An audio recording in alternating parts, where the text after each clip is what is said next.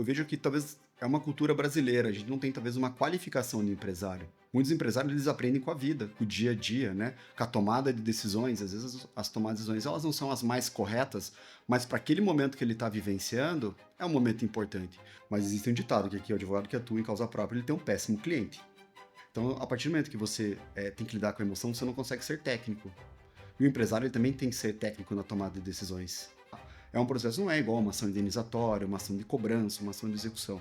Na verdade, é um processo que ele tem várias nuances, ele envolve várias pessoas, os prazos eles são completamente distintos. Por quê? Porque a ideia de um processo judicial é possibilitar um grande acordo.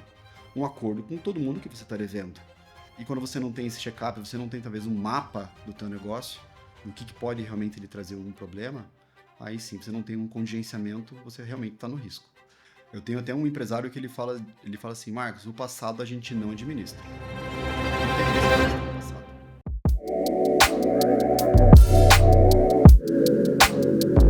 Bem-vindo ao nosso novo episódio do podcast CNPJ em Pauta. É uma honra ter você por aqui. E o convidado de hoje é um dos convidados que mais tem cases, mais tem histórias para contar. E se eu fosse você, eu não perdi, ficava até o final, porque tem muita história boa para você saber por aqui.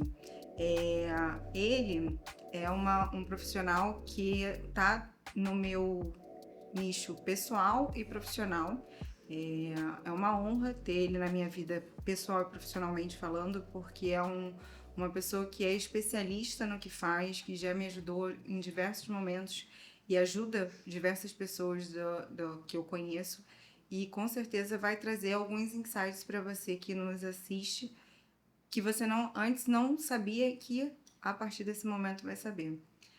Muito obrigada por ter aceito o meu convite, Marcos. É uma honra participar junto contigo desse episódio. E obrigada por ter aceito o convite. Obrigado, Mayara, pelo convite. É um grande prazer e uma grande honra estar aqui com vocês, compartilhando um pouquinho do meu trabalho, um pouquinho do meu dia a dia, né? E contando um pouco da minha vivência na área do direito empresarial. E ter pessoas como você, né, tanto no meu dia a dia pessoal quanto profissional, é sem dúvida uma grande honra, uma grande conquista, né? Muito obrigado pelo convite. Eu queria te fazer uma pergunta nesse início, e que fala sobre início, né? Eu queria que você compartilhasse um pouquinho com a gente como que você decidiu, né, abrir o seu CNPJ, né? Em que momento que você tomou a decisão de sair do CPF e se tornar um CNPJ e contribuir com outras pessoas e entregar soluções para os seus clientes atualmente? Essa até é uma história um tanto quanto engraçada, né? Eu venho de uma família que ela tá toda ela ligada à área jurídica. E, logicamente, num primeiro momento, a gente se interessa muito pelas questões de natureza criminal. Até é importante fazer esse preâmbulo, porque a gente vê muito tribunal do júri, né, questões policiais, e é uma coisa que chama muita atenção no direito. E eu me lembro muito bem quando eu entrei na faculdade, a minha ideia, logicamente, era seguir uma carreira na área criminal, né, por aquela questão muito que a mídia, né, coloca. Mas aí eu comecei a ficar mais habituado com o dia a dia do direito privado, que é onde estão as relações negociais, e eu me encantei, principalmente por conta da tomada estratégica de decisões, né? E a gente fala que no escritório a gente faz uma advocacia tailor-made, que ela é feita sob medida para cada tipo de pessoa, e foi justamente nesse ponto que eu me encantei. Comecei a trabalhar num escritório grande na área do direito empresarial de Curitiba, né? E esse escritório, ele me deu a possibilidade de conhecer diversos empresários, diversas atividades econômicas, e o foco, logicamente, sempre foi ter o meu negócio próprio, né, alinhado com aquilo que eu tinha como minha expertise, que é a área de falência, a área de recuperação e também o direito imobiliário. Eu trabalhei no escritório durante 11 anos, fui sócio lá, até que chegou um belo dia que eu falei, eu quero ter novos horizontes, né? Crescer na carreira e talvez trabalhar com outras coisas. E aí sim resolvi sair do meu CPF e abrir o meu próprio CNPJ. E estamos aí com muito sucesso, fazem 6 anos trabalhando ativamente com uma carteira bem grande de clientes, né? Com alguns resultados muito interessantes e muito feliz com aquilo que a gente tem feito hoje. E você acha que, na sua opinião, ter saído do CPF, CLT, né, e ter hoje a visão como empresário mudou muita coisa na tua Completamente. mente? Completamente. Na verdade, eu não posso nem fazer qualquer tipo de preâmbulo do que era do passado, do que é hoje, porque hoje a realidade é completamente diferente. Desde o dia, né, o dia a dia na tomada de decisões na área administrativa do escritório, né, que envolve contratação de pessoas, processos, a área comercial, que eram coisas que talvez no passado a gente não se preocupava, vinha de um escritório grande, consolidado. Então essas preocupações não eram do nosso dia a dia. E hoje a gente tem a questão de tributos, né? O que a gente tem que fazer, talvez, para equacionar alguns passivos, para melhorar o pagamento de alguns tributos internos, mesmo no dia a dia do escritório, são coisas que o advogado ele não está habituado. A gente não está habituado, por exemplo, a contratar pessoas, né? Desde um advogado, um estagiário, secretária, pessoal de limpeza, né? Fazer toda essa gestão, para mim, foi um grande desafio. E tem sido um grande desafio, né? A gente tem que colocar, digamos assim, a nossa cara a tapa, né? E ir atrás no corpo a corpo, atrás de clientes. Então, esse aprendizado que traz ter o próprio CNPJ, ele é muito grande e de grande valia. E é muito, muito o que eu falo, né? A gente, quando a gente se interessa e se inclina por um assunto, e você se inclinou para o direito empresarial, a gente é especialista naquela determinada situação. Uhum. E aí, quando a gente decide abrir um CNPJ, a gente tem que ter outras especialidades, que é desde a compra de insumos, gerenciamento de insumos do negócio, a uma contratação, a quem vai fazer o quê. E mudar essa chave é muito, muito difícil de você sair do CLT, pensamento CPF, e ir para o CNPJ.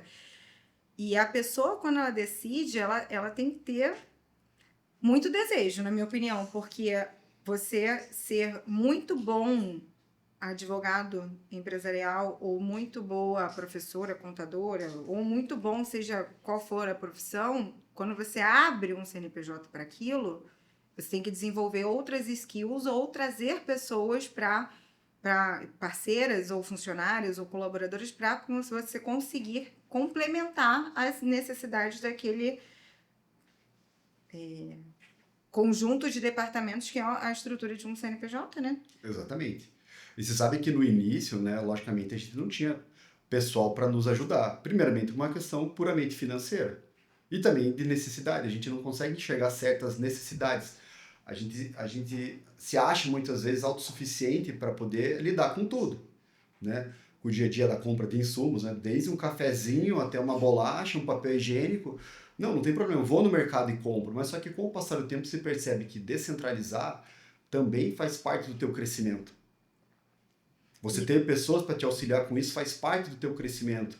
E a gente tem que pegar e somar essas variáveis e também acreditar em pessoas que cada uma delas tem, digamos assim, a sua qualidade, né? Eu falo assim, hoje no escritório a gente tem um advogado, talvez que ele é mais voltado para a questão técnica, para a questão jurídica. A gente tem pessoas assim, que são extremamente qualificadas do ponto de jurídico. Porém, na área comercial, ela não tem a mesma qualificação.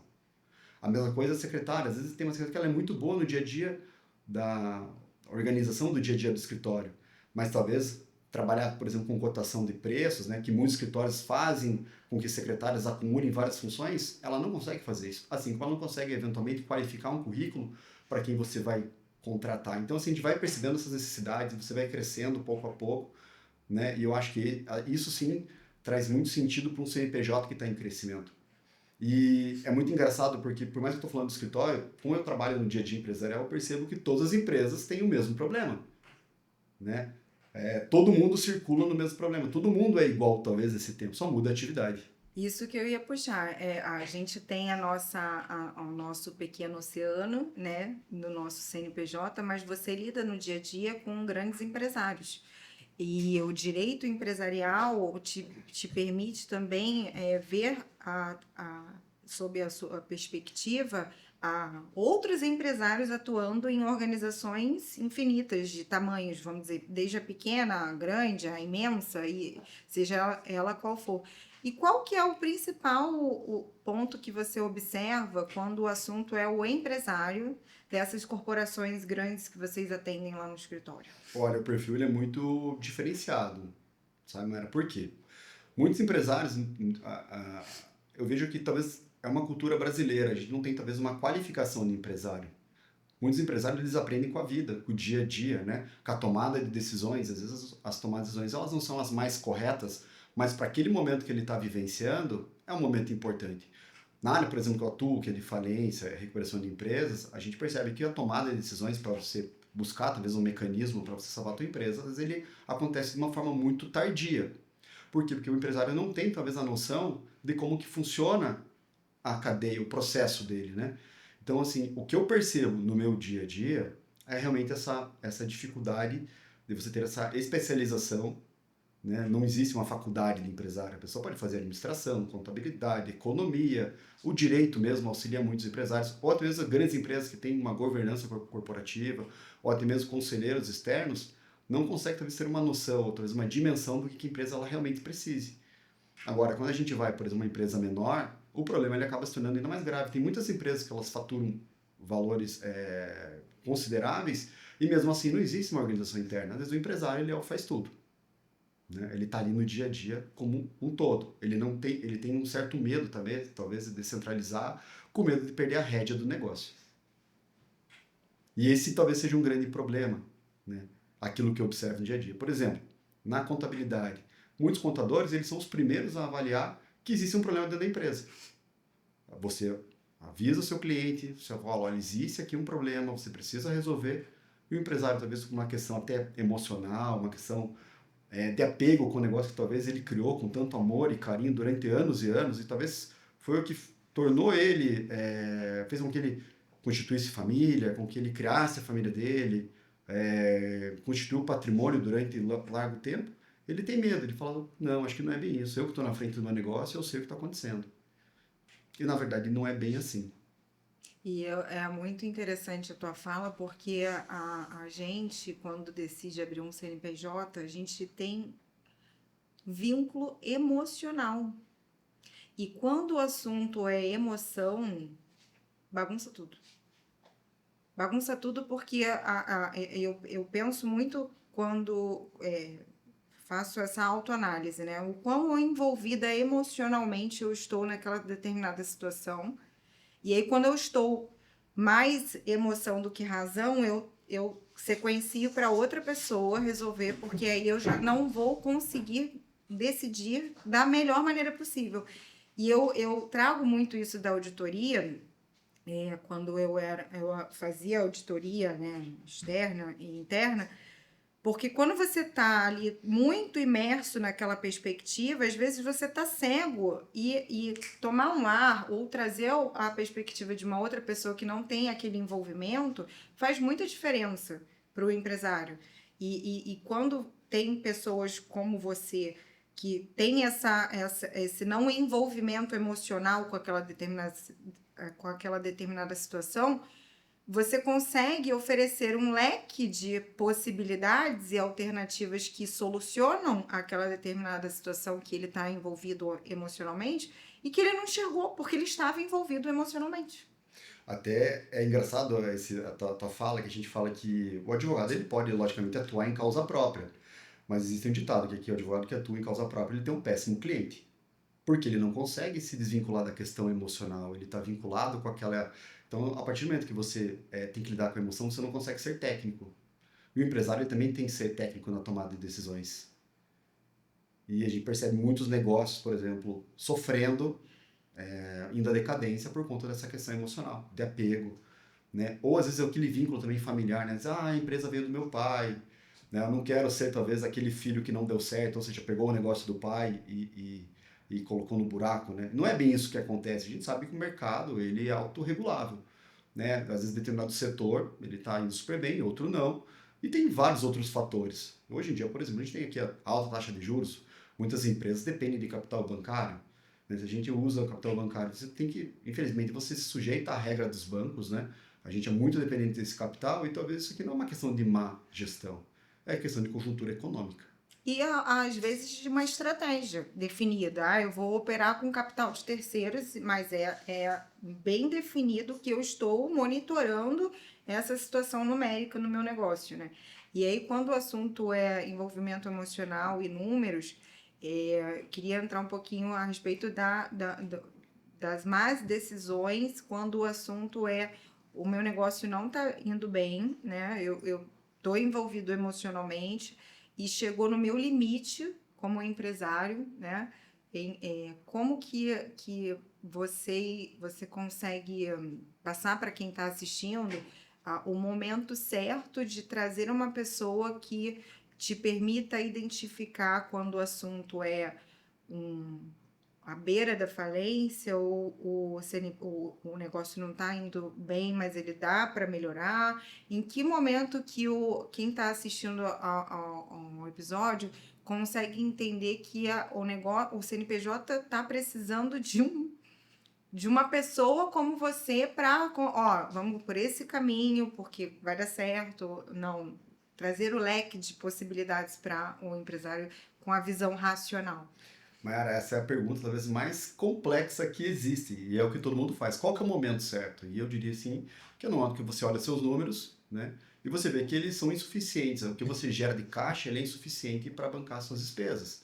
Isso é muito diferente quando você tem, talvez, o teu passivo é muito maior que o teu ativo, né? As pessoas falam assim, o que é a falência? Quando o meu passivo já superou o meu ativo, né? É totalmente contraditórios falar que a tua empresa ela tem condição, sendo que o teu passivo ele é muito maior do que aquilo que você tem para eventualmente liquidar esse ativo, né? Vender aquilo que você tem de patrimônio para pagar suas dívidas. Então essa sim é uma pergunta muito delicada. E eu vejo assim no meu dia a dia que a maior parte dos empresários eles já chegam com o negócio dele quebrado. Por quê? Porque a tomada de decisão ela não aconteceu. Ou porque não tinha alguém para aconselhar, ou porque ele não escutou, ou pela questão do apego emocional, ele não teve condições de decidir. Então, é lógico, como identificar a partir dos números? Acho que bons economistas, boas auditorias, bons contadores, eles conseguem identificar que a empresa ela não está tendo resultado suficiente para que se mantenha em pé. Esse é o primeiro ponto. A pessoa precisa, o empresário, ele precisa eventualmente acreditar nas pessoas que trabalham junto com ele e que estão alertando. Se ele não tem essas pessoas, é importante ele buscar profissionais do mercado para que identifique quais são os gargalos da empresa dele.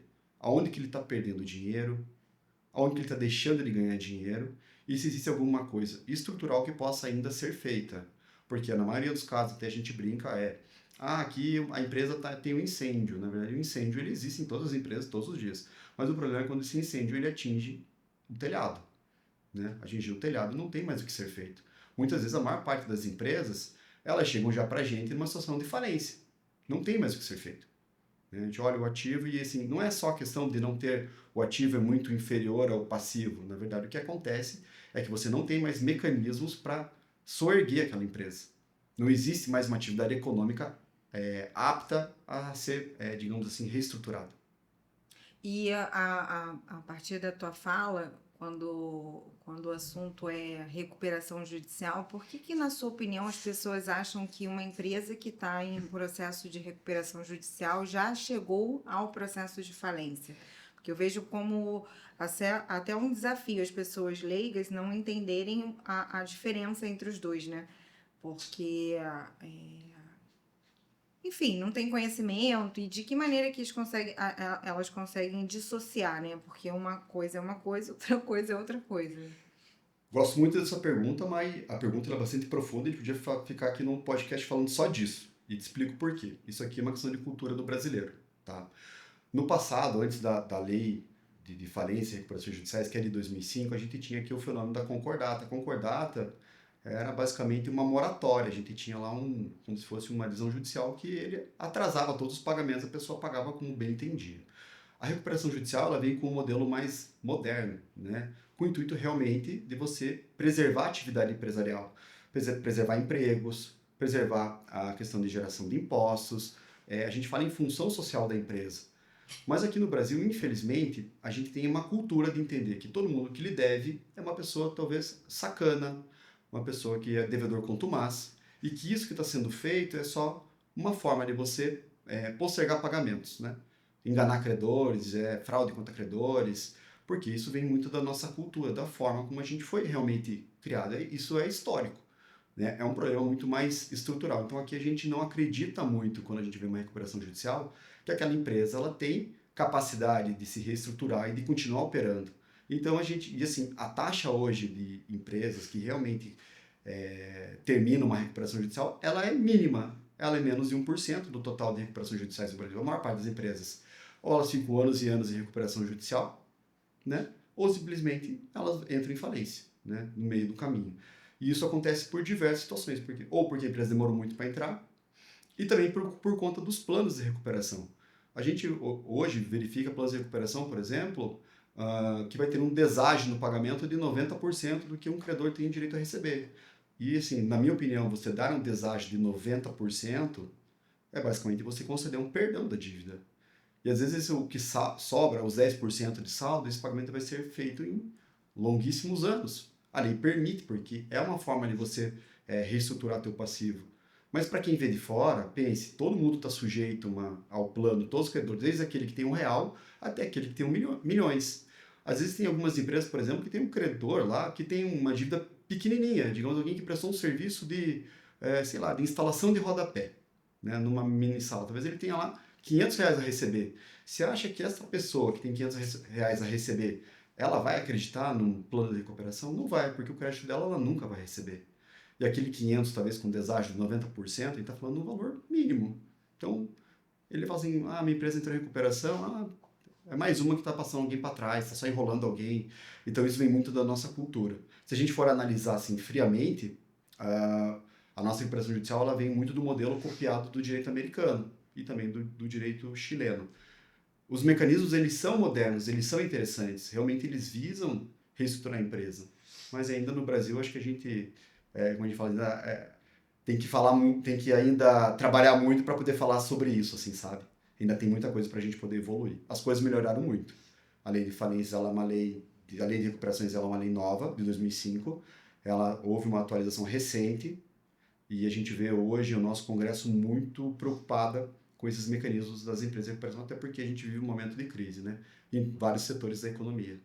Sim, e quando o assunto é social, eu sou uma pessoa que é entusiasta do empresário, do empreender, e nós é que movimentamos a economia de um país, né? Geramos riqueza, geramos empregos, e empreender é especialmente desafiador no Brasil.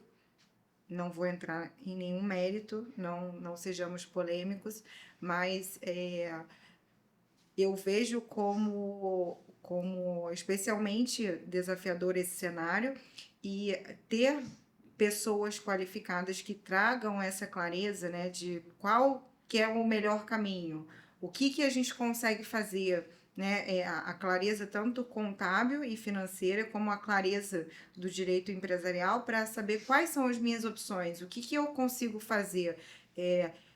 O empresário, ele tem aquele ego, né? Tipo, eu sempre fiz assim, é o meu jeito melhor. Mas quando o assunto é sair do pequeno e ir para o maior, a gente não vai fazer tudo. Uhum. Eu penso como não uma divisão, mas uma multiplicação de pessoas envolvidas para que aquilo cresça exponencialmente falando. Uhum. E aí, quando o assunto são grandes corporações, o empresário começou lá do 5 pessoas, ou ele mais um, mas virou 7.000 funcionários.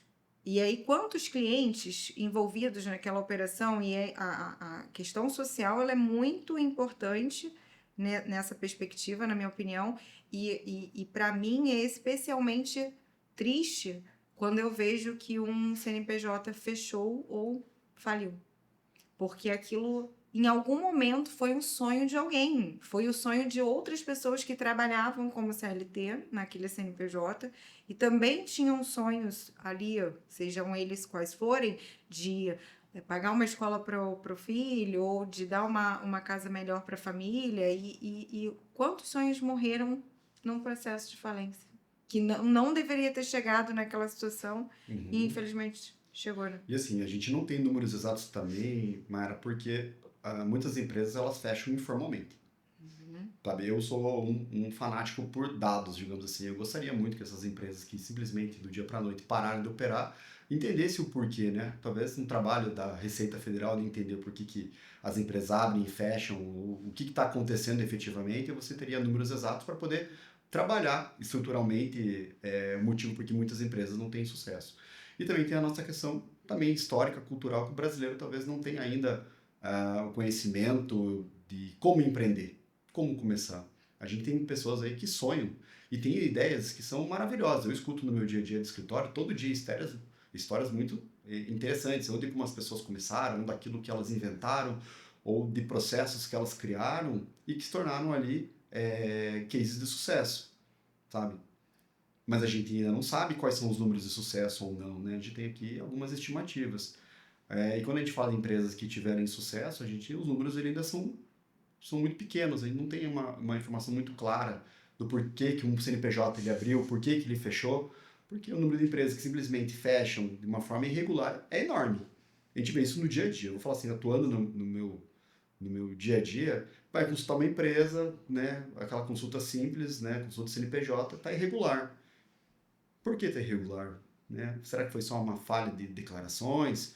Mas a grande maioria das empresas simplesmente deixaram de existir e ficou só os seus rastros, né? E isso, infelizmente, ele é cultural também. E quando a gente fala em recuperação judicial, a gente também fala que é um trabalho feito a várias mãos. Não só do advogado, porque o advogado ele tem um conhecimento jurídico. Muitas vezes tem um conhecimento também que envolve ali minimamente de contabilidade, de administração, de economia, né? Mas a gente trabalha com o quê? Com os mecanismos judiciais para poder processar um pedido de recuperação, porque ele é um processo completamente diferente de qualquer outro, tá? É um processo, não é igual uma ação indenizatória, uma ação de cobrança, uma ação de execução. Na verdade, é um processo que ele tem várias nuances, ele envolve várias pessoas, os prazos eles são completamente distintos. Por quê? Porque a ideia do processo de recuperação judicial é possibilitar um grande acordo. Um acordo com todo mundo que você está devendo.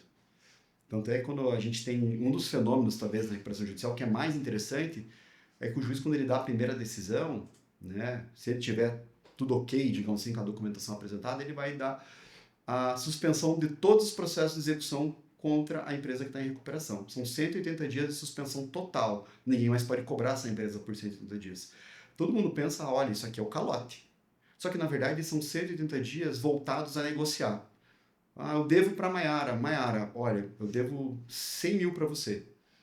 Mas olha, se você continuar me prestando serviço, eu te pago 50 de entradas, outros 50 a gente vai diluir, talvez, na continuidade da nossa relação comercial.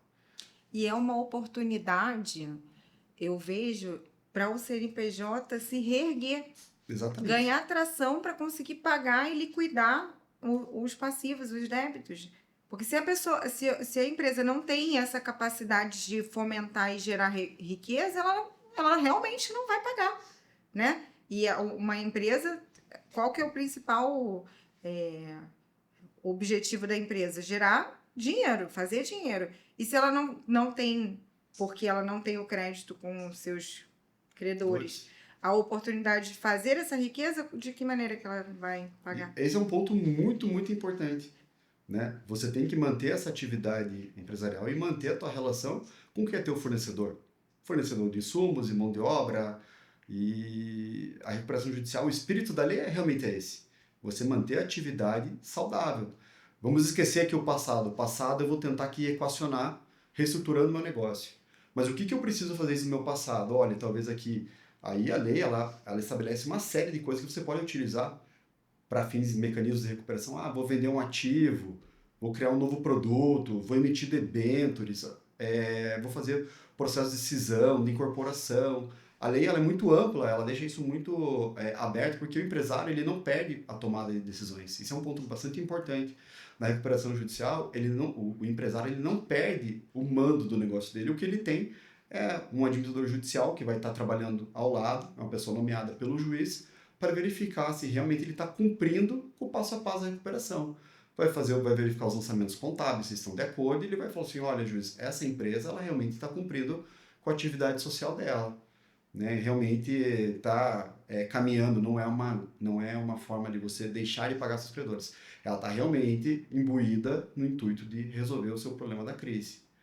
E quando o empresário ele decide que ele quer quer ir para esse caminho, como que ele consegue obter com a tua expertise um direcionamento do que precisa ser feito de uma forma mais assertiva para que de fato aquilo reflita numa efetiva recuperação? Na sua opinião, de que maneira que quem está nos assistindo percebe que chegou nesse momento de levantar a mão e falar: doutor Marcos, eu preciso de ajuda aqui nessa situação, além dos números não estarem tão favoráveis, né? Olha, a gente percebe muito o número crescente de processos, tá? A dificuldade de crédito no mercado. Como a gente é muito dependente de capital bancário, a partir do momento que o empresário ele deixa de honrar qualquer tipo de obrigação, ele já começa a sofrer com crédito. E muitas vezes a empresa ela trabalha, até o brinco, com caixa bicicleta, que é aquele lá que a pessoa para de pedalar, a bicicleta cai. Né? Isso acontece muito. Então, a partir do momento que ela deixa de pagar, o crédito no banco ele já não tem mais, ela não consegue honrar com o dia a dia da empresa. E eu digo assim, dia a dia mesmo, não é só o pagamento de funcionários. Ele deixa de pagar uma conta de luz, ele deixa de pagar os tributos inicialmente, é uma coisa bem importante. Muitos empresários, a primeira coisa que eles deixam de pagar é tributo. Então, assim, se você não está tendo condições de efetuar o pagamento das suas contribuições básicas, é o momento de você procurar ajuda.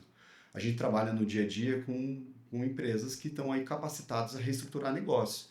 É um trabalho feito de várias mãos e muitas vezes outras expertises, né, desde engenheiros, contadores, administradores, eles traçam metas e talvez reestruturam, por exemplo, a atividade produtiva. Né, desde uma indústria ou uma empresa que presta serviço, talvez, que daí a tomada de decisões ali vai depender muito do que a empresa no que ela atua. Desde, sei lá, demissão de funcionários, venda de ativos, mas assim, a gente percebe um número muito grande do endividamento, né, você deixa de honrar com o seu passivo, as suas dívidas de curto prazo, né, as de longo prazo talvez nem conta, mas assim, de curto prazo, e aí sim é o momento que você tem realmente de procurar uma ajuda. E quando a gente começou a conversa, a gente estava falando sobre alianças, né, com pessoas estratégicas para melhor decisão, porque o empresário está envolvido naquela situação e o que eu percebo, a cultura do nosso país é que é uma cultura do eu só vou arrumar quando tiver quebrado. Quebra um negócio, ao invés de você se antecipar, né, ter uma visão do direito empresarial, por exemplo, quais são as minhas opções antes de chegar numa situação em vias de, faz diferença você ser uma pessoa cautelosa, né? E as pessoas elas não pagam por essa cautela, mas elas pagam quando acontece o problema. E o quão você vem percebendo isso nessa época, nesse momento desafiador econômico, falando aqui do nosso país, com os clientes, com as pessoas que buscam o teu escritório, com o teu dia a dia, conversando com outros empresários? Olha, esse ambiente ele é realmente desafiador, a gente vê as pessoas buscando os mais diversos profissionais, às vezes com o intuito de melhorar a sua atividade. A gente vai, desde uma pessoa que é um influencer, por exemplo, né? Aqui talvez o marketing ele vai me ajudar, utilizar o Google, as ferramentas que tem aí de tráfego pago para tentar auxiliar, mas isso eu vejo que talvez seja talvez um grão de areia, né, num deserto, você para tentar salvar o teu negócio, né? Normalmente as pessoas elas não iniciam já com tudo isso organizado, na verdade elas vão tentando com o passar do tempo incluir essas atividades nos negócios, mas o que eu percebo nitidamente no meu dia a dia é que as pessoas elas não têm um contingenciamento de risco da sua atividade. Eu falo muito no escritório que a gente tem que fazer aqui um check-up. Quando a gente vai no médico, né, às vezes a gente fala assim, olha, só quero fazer um check-up para saber se está tudo bem comigo. O médico vai passar para você vários exames, desde exames de imagem, né, de laboratório. E as pessoas não fazem isso com as suas empresas. Elas não sabem onde estão os gargalos. E assim, desde o ponto de vista jurídico, judicial, aí fala desde os contratos, relações comerciais, mas também os processos internos. E quando você não tem esse check-up, você não tem talvez um mapa do teu negócio, do que pode realmente lhe trazer algum problema, aí sim, você não tem um contingenciamento, você realmente está no risco. E nesses anos atuando nesse nicho especialmente, você observa algum segmento mais tendencioso, vamos dizer, para ir para vias de recuperação Olha, judicial? Ou não é nichado, não é segmentado? olha, aqui a gente pode até entrar aqui num campo polêmico, que envolve até mesmo questões políticas, né? A conjuntura do nosso país realmente ela é ditada também pela nossa economia e pelos políticos, né? Sim. Eu não vou aqui fazer dicotomia entre questões políticas, mas é lógico, se eu for colocar hoje o nosso agronegócio, ele realmente está num grande problema, né? Infelizmente, o agronegócio, não vou falar que ele está quebrado, que é o que todo mundo diz, eu não concordo com o conceito de terra arrasada, né? Muito mais realmente o agronegócio, pela questão da pandemia, subida de preços, o dólar, os insumos muito caros no mercado, até a taxa de juros, muitos agricultores eles trabalham com custeio rural e isso tem um custo com juros muito alto e realmente tomar empréstimo hoje está bastante caro. Muitos agricultores hoje eles estão pagando a safra de 2, 3 anos atrás, né? Então assim, o agronegócio hoje realmente, e eles dependem das traders, né, das empresas que fazem a venda de grãos para o mercado exterior, né, e no meio do caminho a gente tem os conflitos, né, que envolvem outros países, né, tem desde a guerra da Ucrânia com a Rússia, agora com o Irã, né, são países aí que entregam para o Brasil quantidades significativas de insumos, principalmente fertilizantes, então é óbvio que isso faz com que o mercado tenha um custo muito maior, o óleo diesel está muito mais caro, então eu diria que hoje o agronegócio ele está realmente em uma situação muito delicada. E você acha que além de todos esses desafios que o agronegócio vem enfrentando, a tecnologia ela é uma contribuinte favorável ou desfavorável, na sua opinião? Olha, se eu for falar aqui do agronegócio, a tecnologia ela é extremamente favorável. A gente vê cada mecanismo novo que vem sendo criado com o intuito de fazer mapeamento de áreas de fazenda, mapeamento de áreas de plantio. Se ali, por exemplo, se aquela planta naquele determinado setor de uma fazenda ela está realmente crescendo, digamos assim, né? Se a planta ela vem se desenvolvendo, é muito interessante. Até mesmo nos pastos, né? Na agropecuária, existem hoje em dia ferramentas de tecnologia que elas indicam até se os bezerros eles estão ganhando peso, né? Quem está se alimentando e quem não está se alimentando dentro de um curral, né? E hoje a inteligência artificial também vem auxiliando bastante nesse processo. E vejo isso com bons olhos, assim, sabe, Mayara? Porque também os empresários eles buscam através dessas ferramentas, né, mecanismos para identificar problemas da empresa. Eu venho escutando isso, né, dia a dia dos meus empresários, dos meus clientes, que eles têm utilizado assim, as ferramentas e já identificaram problemas internos, porque rapidamente você consegue desenvolver processo, rapidamente você consegue identificar números, coisas que no passado ninguém tinha. Então, assim, se você sabe dominar ferramentas, se você tem como ter acesso a esses dados, acho que a tecnologia ela vem muito a acrescentar. E se o empresário ele já tem essas facilidades, né, da tecnologia, o que você, como ouvinte desses empresários, percebe, e aí opinião, né? Não, opinião é opinião.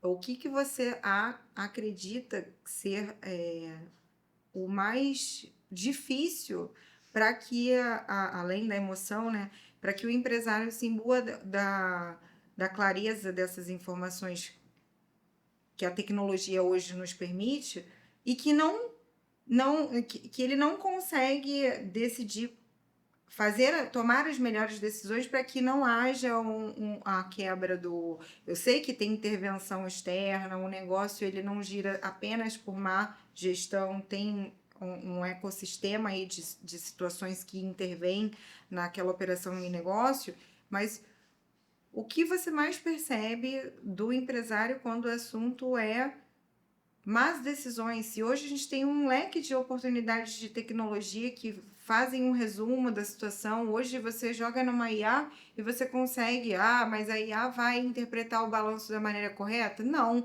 mas, cara, se você tiver um mínimo de interesse em se aprofundar para conseguir decidir, você Uhum. consegue tomar melhores decisões.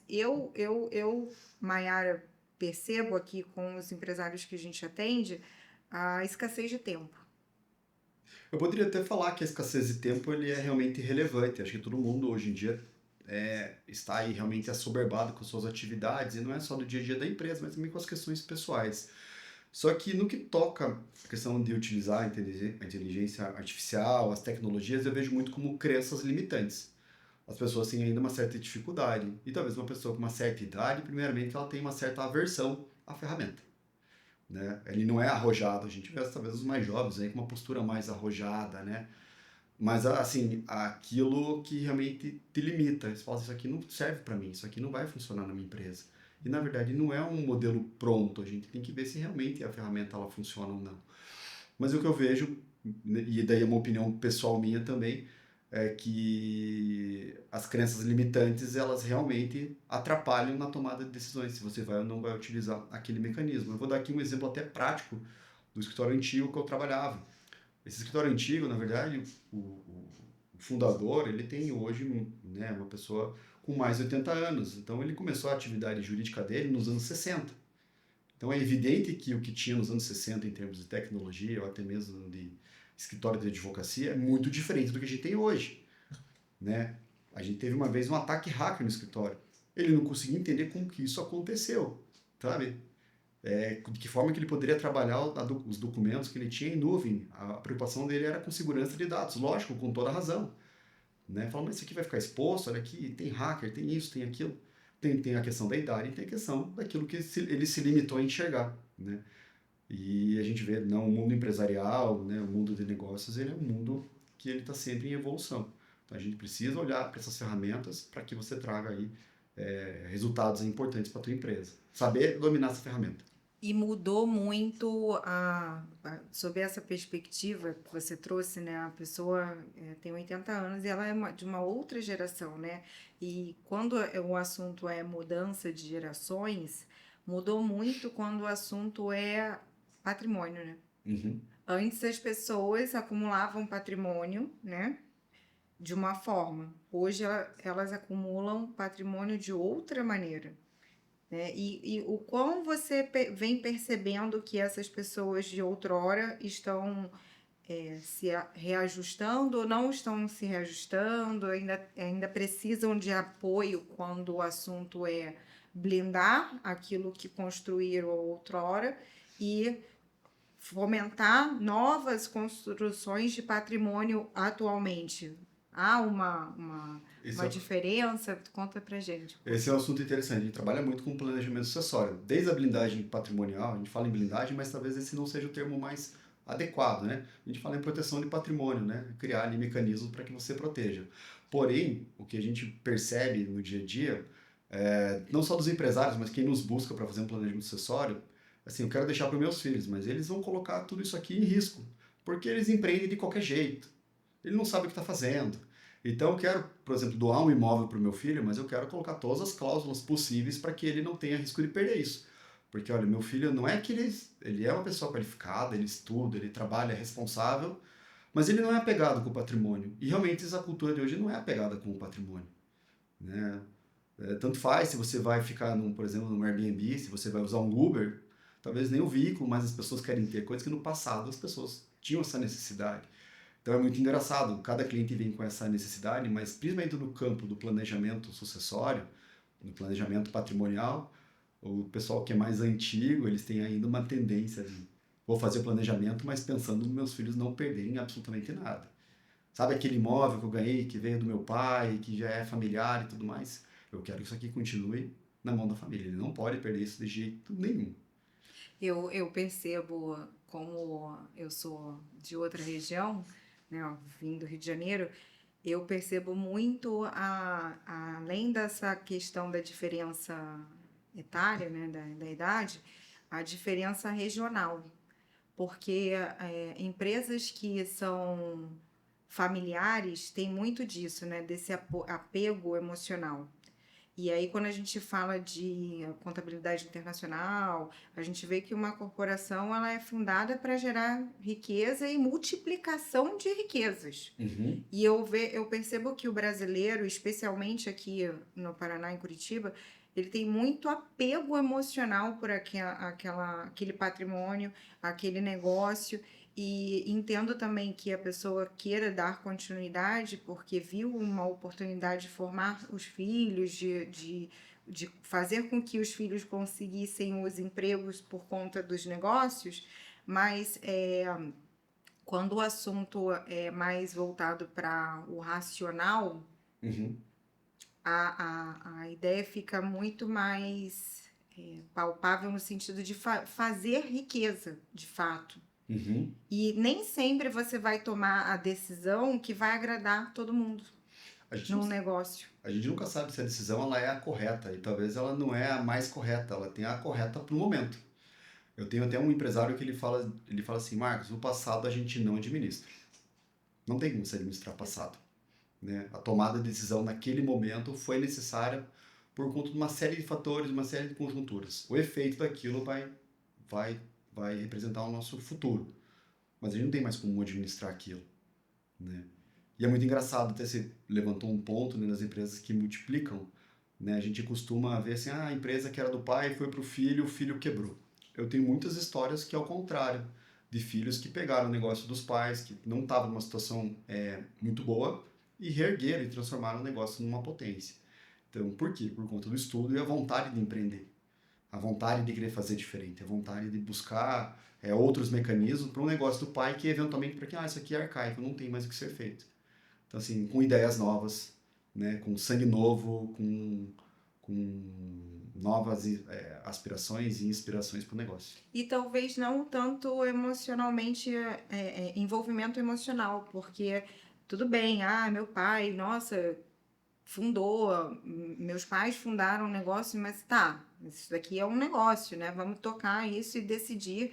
E eu costumo falar que amigos, negócios à parte, né? Então, a gente, sim, gostaria de ter envolvimento empresarial com todos os nossos amigos, mas nem sempre serão as pessoas melhor acertadas para aquela determinada situação. Sim, uhum. E não há ruptura, né, da amizade. São negócios. E negócios, seja em âmbito familiar ou de fraternal, eles precisam respeitar as melhores decisões. E aí, quando o assunto é emoção... As coisas bagunçam, né? Mas é que é complicado. Veja, Mayara, pense naquele almoço de domingo, né? Todo mundo quer ter aquele almoço, né, agradável. E normalmente, né, em empresas familiares, o assunto é a empresa. Sim. Né? Até porque quem está habituado com isso, ele vive o dia a dia do negócio, de segunda a segunda. Agora, imagina, no meio do churrasco, alguém falou assim, olha, você fez errado, né?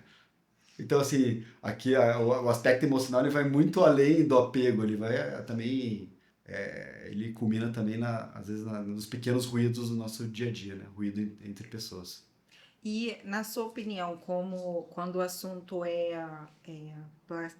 planejamento sucessório, né? Como que você percebe o grande erro, né? Quando o pensamento é esse, eu fundei o meu negócio, eu quero passar o meu negócio, né? Fazer com que isso seja melhor feito.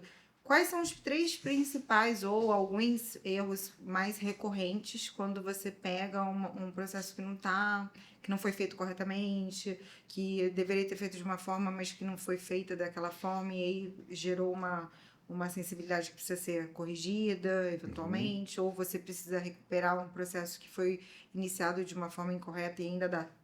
Quais são os 3, os grandes erros, né, que você... No dia a dia, no planejamento sucessório que envolve empresas, digamos, a questão da sucessão do empresário, né, no dia a dia dentro do negócio.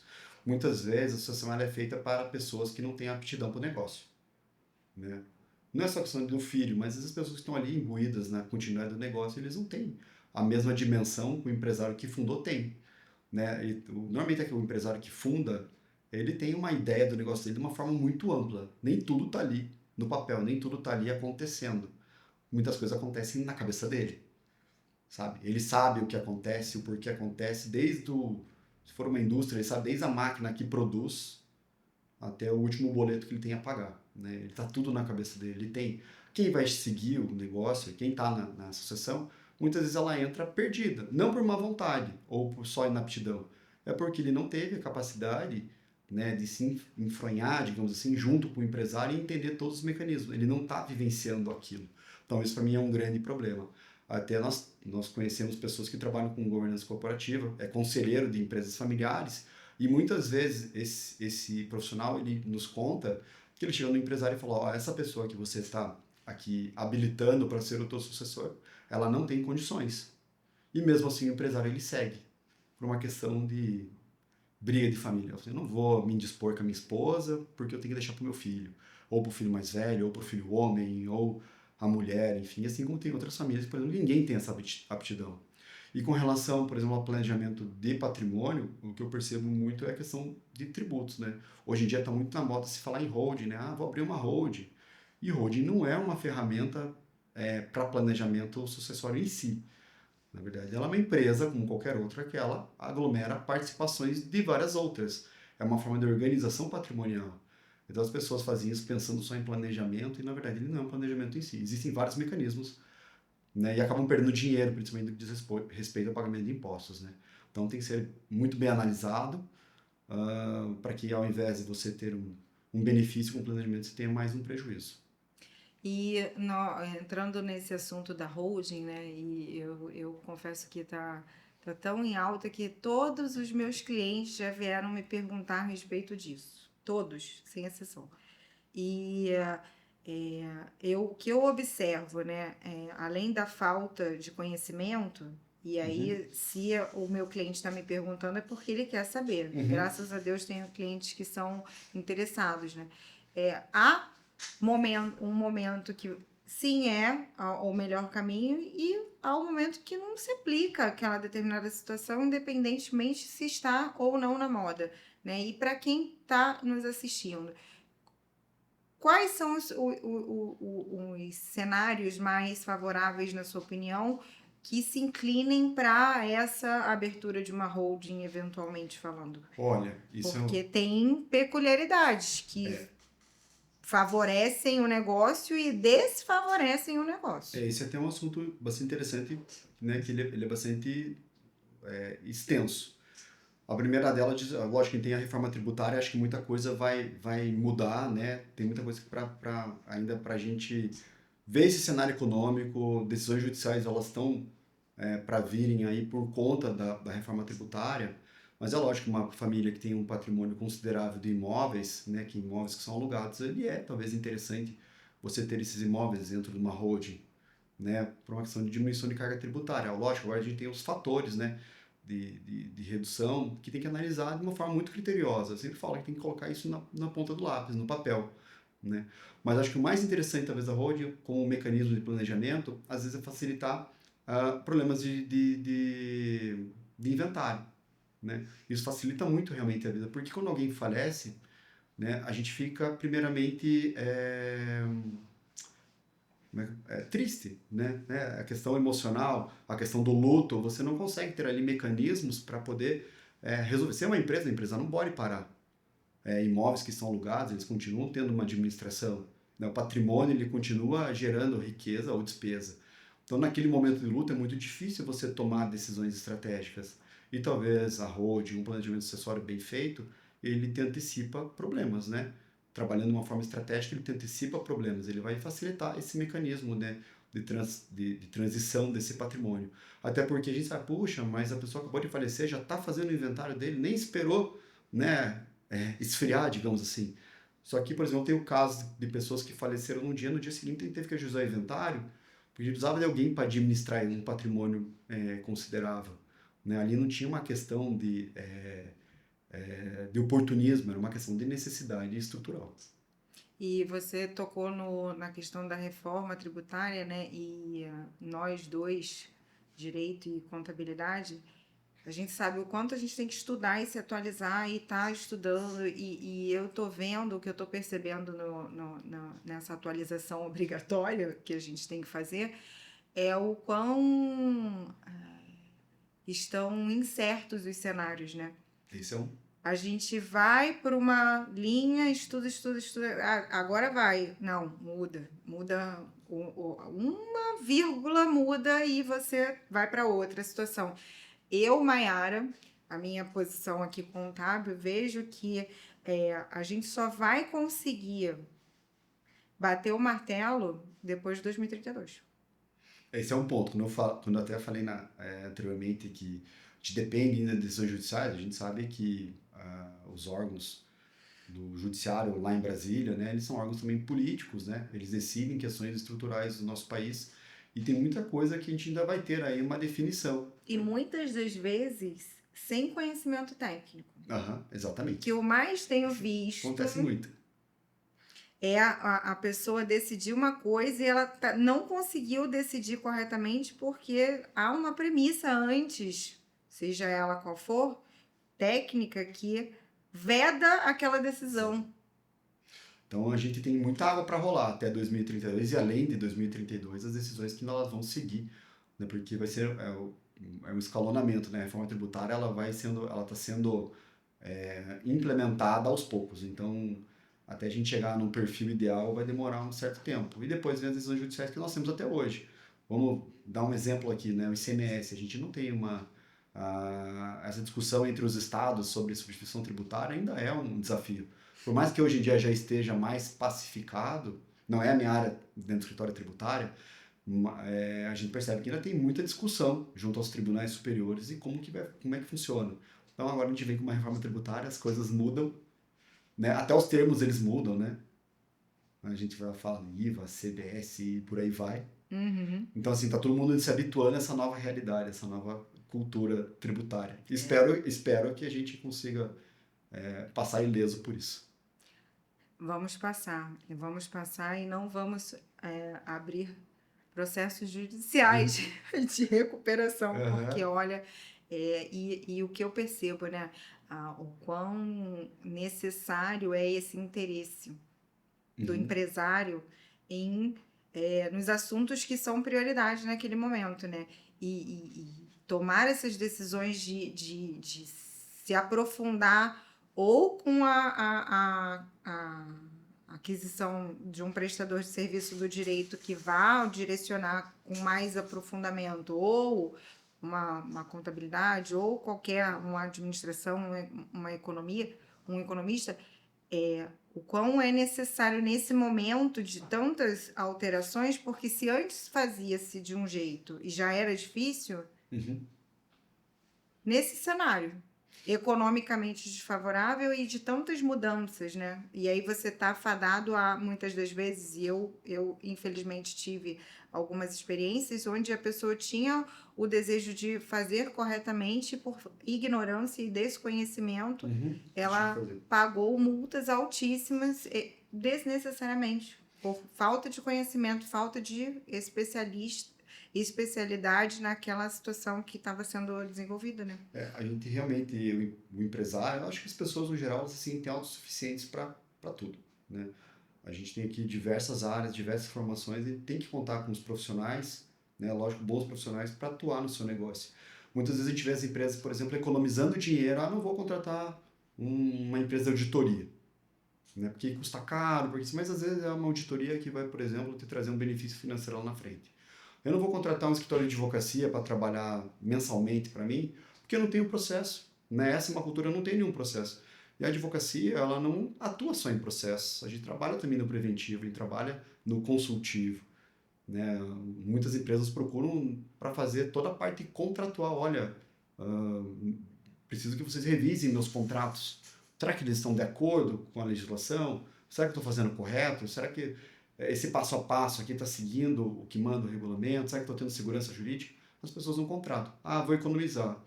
Mas será que é uma economia efetivamente? É uma economia inteligente? Essa é uma pergunta que a gente sempre faz. Né? Às vezes é melhor você ter um bom contador, você pode pagar diferenciado no mercado, você pode pagar um bom advogado, você vai estar estrategicamente equacionando prejuízos, equacionando riscos, né? Ou contingenciando seus riscos. Até um ponto importante quando a gente fala em recuperação judicial, Mara, muitas empresas elas optam pelo que a gente chama sobre recuperação branca, né? Ela não é judicial, é aquela recuperação que a gente faz internamente. Quando você tem um mapeamento do que são os problemas, você consegue antes antecipar muitos desses riscos, né? Você consegue já equacionar com seus credores antes de você ir para um processo mais traumático, que é a recuperação judicial. porque a recuperação judicial ela pode ser interessante, é um mecanismo judicial, mas ela também traz para você remédios de gosto muito amargo. Né? Você vai ter lá uma sigla junto à teu nome empresarial em recuperação judicial. Para quem vê de fora, fala, olha, aquela empresa ali, ela tem um problema. E não é bem isso, na verdade, ela está passando por um mecanismo de reestruturação. Deveria ser visto como um empresário que está tentando superar a crise, alguém que está realmente imbuído em fazer diferente. E sem respeitando, né, o sigilo da nossa profissão, qual que foi o case que você atuou nesses anos profissionalmente falando que fizeram com que essa intervenção do direito empresarial realmente fosse o divisor de águas e hoje o negócio é um negócio saudável, um negócio que de fato foi transformado, seja eventualmente em vias de fato judiciais ou não, ou por uma intervenção mais estratégica do direito empresarial. Olha, que você teve envolvimento. Existem 2 casos para mim que são aí os mais emblemáticos. Um deles é de um grande hospital aqui de Curitiba, né? Um grande hospital bastante conhecido que chegou até a fechar as portas do seu pronto-socorro para não receber mais ninguém, né? Não vou falar muita coisa, mas é muito fácil de descobrir quem é. Esse hospital ele estava com um endividamento bancário extremamente alto. Né? Tudo que ele recebia basicamente do Ministério da Saúde era, digamos assim, descontado na folha para pagamento de empréstimos. Então, ou seja, ele não tinha dinheiro nenhum para poder continuar essa atividade, né? Porque tudo que ele recebia, 80% da receita, ela vinha do Ministério da Saúde, de prestação de serviço para o SUS, então ficava lá basicamente para pagar dívidas de banco. E você pergunta, mas por que dívidas de banco? Aí vem uma questão da administração, né? As pessoas que passaram por lá, infelizmente, fizeram muitos empréstimos, né? Empréstimos esses até que são discutidos na justiça se eles eram necessários ou não, né? Aí tem questão de corrupção e por aí vai. Mas o fato é que, né, a nossa atuação permitiu que esse hospital tivesse fôlego de caixa para continuar suas atividades, pagar. Depois ele foi vendido para um grande grupo que deu continuidade aos seus negócios e estão aí até hoje no mercado. Né? Assim como também temos uma rede de mercados no interior do Paraná que passou pelo mesmo processo, né? A gente utilizou de mecanismos judiciais ali para tentar retardar talvez o curso de alguns processos a fim de possibilitar acordos, negociações para que o negócio ele tivesse também fôlego de caixa para dar continuidade. Mas são mecanismos, são estratégias, a gente olha isso, coloca isso realmente no mapa, mapeia aquilo que é realmente importante ser pago no momento, o que dá para equacionar, o que não dá, para daí identificar, olha, isso aqui vale a pena a gente mexer, isso aqui não vale a pena, isso aqui não vai te trazer dor de cabeça, mas muitas vezes que a gente percebe são empresas que já vêm com o teu patrimônio completamente onerado por dívida, né? Ou às vezes ele foi dado em garantia de operações diversas, tributos que não foram pagos e está trazendo problemas, né? Ou funcionários que também não estão recebendo adequadamente os seus salários, ou não está sendo feito pagamento das suas contribuições, né, previdenciárias e por aí vai, né, contribuições sociais também. Assim, tem um leque muito grande de casos de sucesso, assim como também tem os casos de não sucesso. Né? Aqueles casos que a gente olha, infelizmente, vamos fazer aqui um trabalho eu diria, de rescaldo, sabe? Depois que passou um incêndio, apagou, tem só o trabalho de rescaldo, é ver o que sobrou. E recentemente você, no direito empresarial não é tão habitual, mas no direito é um protocolo que eu acho maravilhoso, que é o vestimento da Beca, né? E aí eu queria que você trouxesse esse case para... Quais foram as razões pelas quais você vestiu a Beca ultimamente? Olha, a gente costuma fazer o que a gente chama de sustentação oral. É uma atividade muito comum na atividade da advocacia, mas a gente está muito habituado a ver também nos tribunais do júri, né? A gente costuma ver lá, né, questões de natureza criminal, mas não, a beca ela é uma roupa formal para eventos solenes. Então a gente tem aqui algumas sessões de julgamento no tribunal, né, nas instâncias superiores, tanto no Tribunal Estadual quanto nos tribunais superiores em Brasília, que é obrigatório o uso da beca quando a gente vai falar em nome do cliente durante o julgamento. É uma vestimenta formal. Nós tivemos aí recentemente um caso bastante grande, né, de uma execução milionária, onde existiam vícios na cobrança e a gente conseguiu anular essa cobrança, né?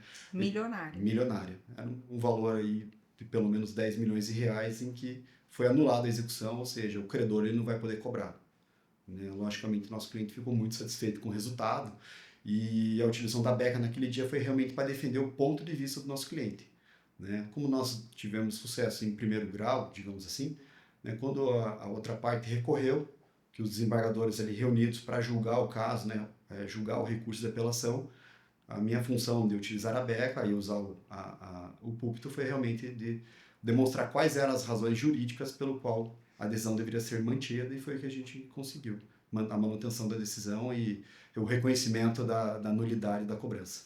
Então, resumidamente falando, você vestiu a beca para economizar 10 milhões de reais para o seu cliente. Exatamente. E naquela vestimenta extremamente formal, num ato solene, né, a gente utiliza a gente fala do princípio da oralidade dentro do direito, né, para defender o nosso cliente. Não só em processo, parte escrita, mas também as defesas orais, elas são muito importantes. E é especialmente interessante falar sobre isso, porque é engraçado, né? Você ter pessoas qualificadas faz com que você tenha uma economia brutal. Exatamente. Esse cliente, por exemplo, ele é de uma rede de franquia de culinária árabe, né? E aí ele veio completamente já desacreditado, porque aquela dívida ela ia potencialmente acabar com o negócio dele. E era uma dívida que tinha uma série de circunstâncias, né, do motivo como ela foi constituída, digamos assim. E foi essa visão que vai fazer com que o negócio dele continue operando, né? Porque ele não teria condições nenhuma de arcar com isso, tinha uma questão de juros, tinha uma questão de como foram feita a documentação, e ele chegou desacreditado, né, como se fosse aquele paciente que chega talvez com o médico e fala assim, olha, não tem mais o que ser feito por você. E teve ali realmente, não vou falar que foi um milagre, né, foi um trabalho estratégico, e nós tivemos ali bastante sucesso em conseguir anular essa dívida. Então, assim, tirou talvez do passivo dele um valor enorme. Acho que para qualquer empresa, o valor de 10 ou qualquer cifra que você consiga excluir, ela é relevante. Mas nesse caso específico foi um case de sucesso e foi muito interessante. E para quem está nos assistindo e quer entender um pouco mais e tomar melhores decisões e aproveitar das soluções que vocês oferecem lá no escritório, de que maneira que eles conseguem achar, encontrar vocês para seja uma consulta analítica ou seja um direcionamento mais estratégico pontual. Eu quero entender quais são as minhas opções. Como que eles conseguem encontrar você, Marcos? Olha, a gente tem aqui, logicamente, as nossas redes sociais, nos sigam em @nff.adv ou nosso site www.nffadvocacia.com.br. Lá vão ter os nossos contatos. Nós costumamos atender também tanto presencialmente na sede do escritório, mas também em caráter online, virtual. E sempre tem novidades nas nossas redes sociais, né? Um pouco do nosso dia a dia da atividade jurídica. Tem o nosso blog no site também que a gente posta matérias jurídicas que são bastante relevantes e interessantes da atualidade, tanto em direito imobiliário quanto na área de falência e recuperação de empresas. Então tem sempre alguma novidade e a gente está aqui à disposição para atender a qualquer pessoa. Não só empresários. Às vezes tem muitas pessoas físicas que elas exercem uma atividade econômica como se fosse um empresário. É muito interessante isso. E vocês também ajudam os CPFs. Tem muitos CPFs que se confundem com seus... não é que confundem com o seu CNPJ, né? Eles são... A atividade que exercem o produtor rural é um deles, né? A atividade ela é exercida puramente com o CPF. Por conta, tem uma questão de benefícios fiscais. Sim. Mas a gente auxilia sim. Tem Também. muitos CPFs que têm muitos ativos e a gente auxilia eles no dia a dia. Bacana, maravilha. Queria te agradecer por ter aceito o convite, por ter contribuído um pouco com a tua expertise, dizer que haverão novos convites para falarmos sobre outros assuntos, porque eu acho que quanto mais a gente puder compartilhar o que a gente sabe, dar um direcionamento, a gente consegue solucionar, né? Trazer soluções, seja encapsuladas através de um episódio de podcast ou mais aprofundadas com a contratação do serviço, mas eu acho que, como empresários, nós temos como propósito trazermos soluções para quem nos busca, né? Então, eventualmente no YouTube ou no nosso próprio escritório, seremos sempre pessoas que trazem soluções para quem nos busca, né? E queria agradecer a tua generosidade de ter aceito o convite e te convidar para outras conversas. Olha, Mayara, o direito ele é muito amplo, ele é um leque de atividades, né? As relações civis, elas são, e também empresariais, elas são relações jurídicas. Então, assim, nosso dia a dia, ele está muito vocacionado a gente ter relações jurídicas com todo mundo. Então, assim, fico muito honrado com o convite, agradeço e, logicamente, participarei dos próximos convites. Obrigado. Obrigada. Esse podcast foi produzido por Triplay Films.